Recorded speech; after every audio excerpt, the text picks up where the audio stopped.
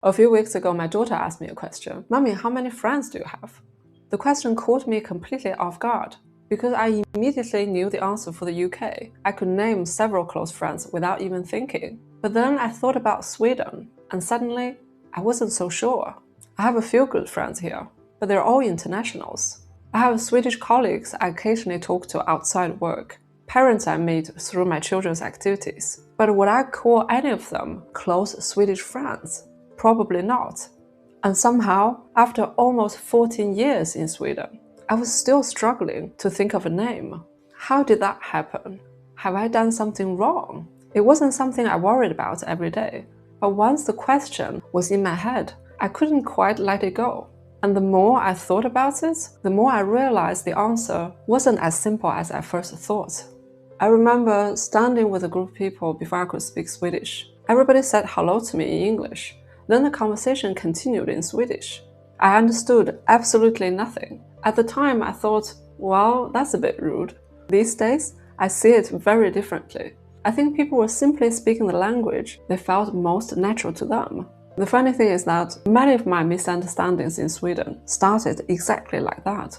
I interpreted something emotionally, but often there turned out to be a completely different explanation.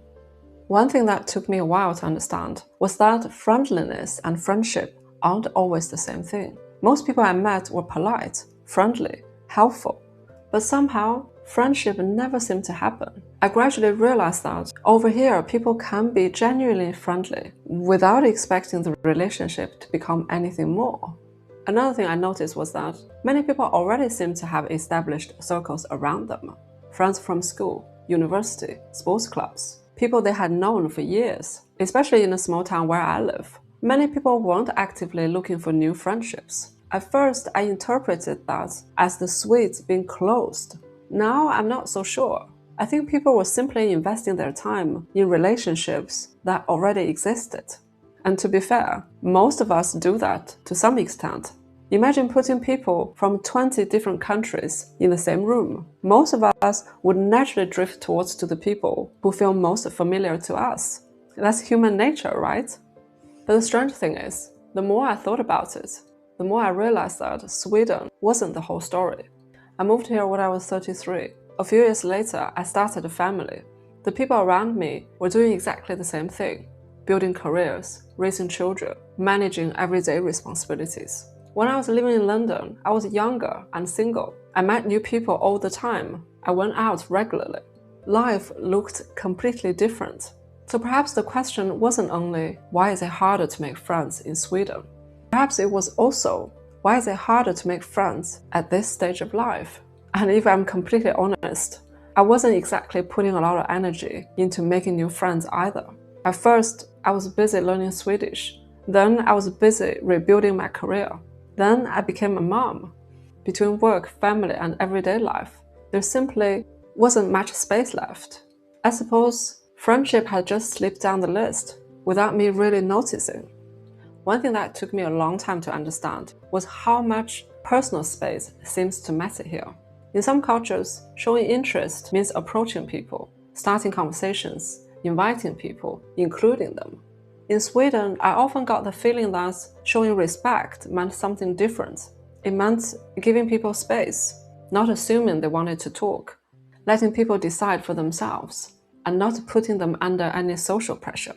I suspect there were situations where I was sitting quietly because I felt awkward, while they were thinking of leaving me alone to respect my space, and where I might be waiting for someone to start a conversation, while they might be waiting politely for exactly the same thing. The longer I stayed here, the more I noticed this low-pressure culture in many areas, for instance at work, in social situations, even in daily interactions. People often seem to be very careful not to intrude, and while that can feel distant or even cold, it may also be one of the reasons why friendships sometimes develop more slower here. And maybe that's what Sweden eventually helped me understand, because when I think about the most important friendships in my own life, very few of them started with, let's be friends. Maybe we worked together. Maybe we went through something difficult together. Maybe we met through other people. And over time, the friendship simply appeared.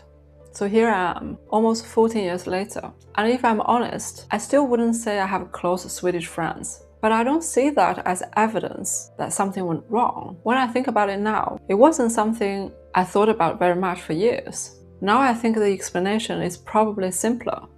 Life was happening, for me and for everyone around me. Sometimes life simply gets in the way more than we realize. Maybe friendship here follows a slightly different rhythm. Looking back, I don't think either side was really doing anything wrong. I'd like to hear your thoughts. What has your experience of friendship in Sweden been like?